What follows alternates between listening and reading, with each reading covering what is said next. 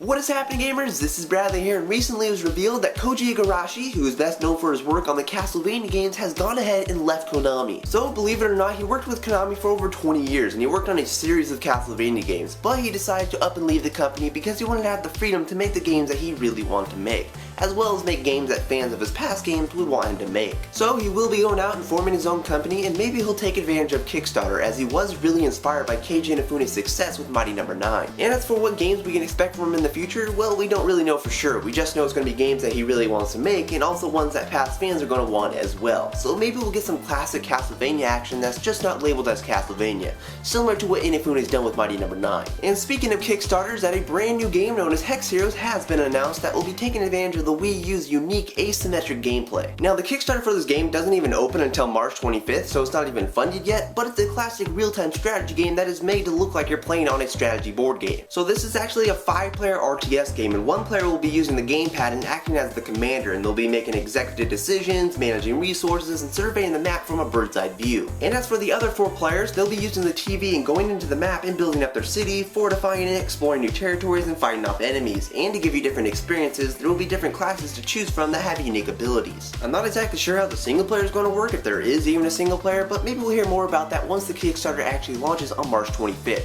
Oh, and also Grant Kirkhope, who's the man who composed the music for Banjo-Kazooie and Donkey Kong 64, is making the soundtrack for this game, so there's that too. Now, as for some news outside of Kickstarter, Level 5 CEO Akihiro Hino has stated that even though they have wrapped up the story of Herschel Layton with the release of Professor Layton and the Azron Legacy, they're still going to continue making Layton games. So they do intend to continue making Layton games even if they don't necessarily have to do with Herschel Layton. We can see evidence with that with the reveal of Layton 7 some time ago, which is a game we really haven't heard a peep about since it was announced. And from the little bit we've seen of Layton 7, it does have a different look, and that's something that the Layton series could use because having 6 games with pretty much the same exact formula can get a little worn out. And finally, is that Jules Washam of Renegade Kid has announced on Twitter that they're preparing to submit Moon Chronicles to Nintendo for approval, and they might have actually already done so as of making this video. So if everything turns out alright and Nintendo doesn't find any big bugs that need to be fixed, we might be seeing this game released fairly soon, like in April. But that will bring us to the end of the news roundup. If you like what you saw, please give it a thumbs up and add your favorites and all that good stuff, and you can stay tuned for more news videos, video reviews, and that's all me for this episodes.